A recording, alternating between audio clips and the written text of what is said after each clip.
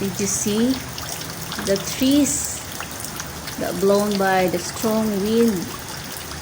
And you know, my sari-sari store is now destroyed by this strong wind.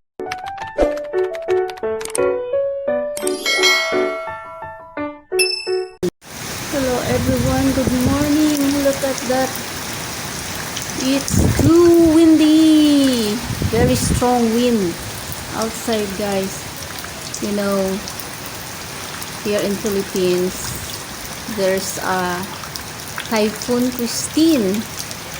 And as far as I know, they said it's already going out. But there's another one that named Typhoon Leon. Yeah, that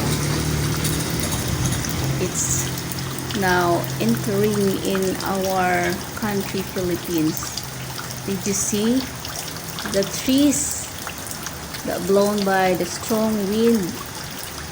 And you know, my sari-sari store is now destroyed by these strong winds last night. But I can still see some little birds flying on the sky. Well, it's still raining, but the rain is not so bad, you know. It's just the strong wind. Yeah, major strong wind. See, that's the banana trees in there that blown by the strong winds. Yeah, they're shaking, dancing on the strong winds. And look at the sky, look at the clouds. They are running very fast because of, I'm sure, because of the strong wind. So it's a strong typhoon, but as far as I know, the typhoon landfall somewhere in Cagayan Valley, not really here in our province, but still experience strong wind and a lot rain. Yeah, raining all the time. But as what I said, the rain is not really so bad because it's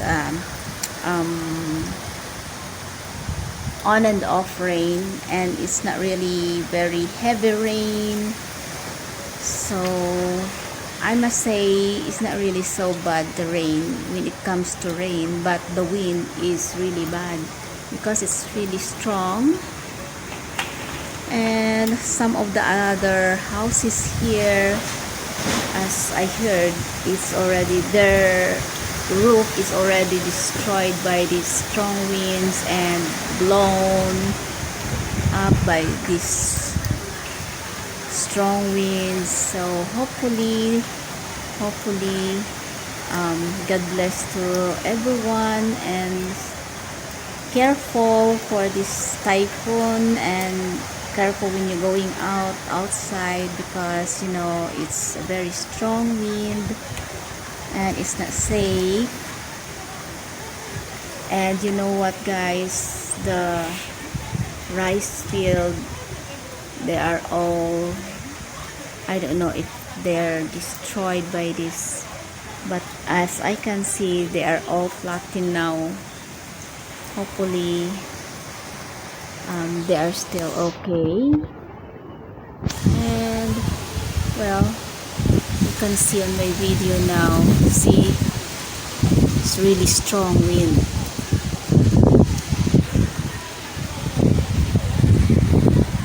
Hopefully tomorrow the weather is a little bit okay, but we cannot tell because, as I said, there's another coming typhoon that named Leon. So take care everyone, and God bless. Be careful when you're going out. And look at that roof, guys. Did you see that? It's already folded by a strong wind. And did you see that part of their house is already destroyed by this wind? Yeah, it's a very strong wind. It's a bad weather here in Philippines because of this Typhoon Christine. Yeah, that's the name of the typhoon, guys. But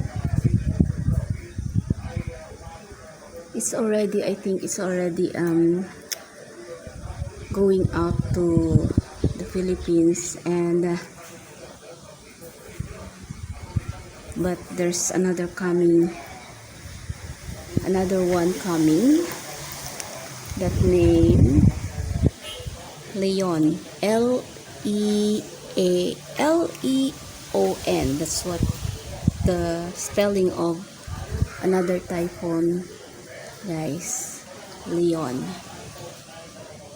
So yes, keep safe everyone, to all the people here in the Philippines, that some of you going outside. Keep safe everyone. Take care. God bless. Still strong.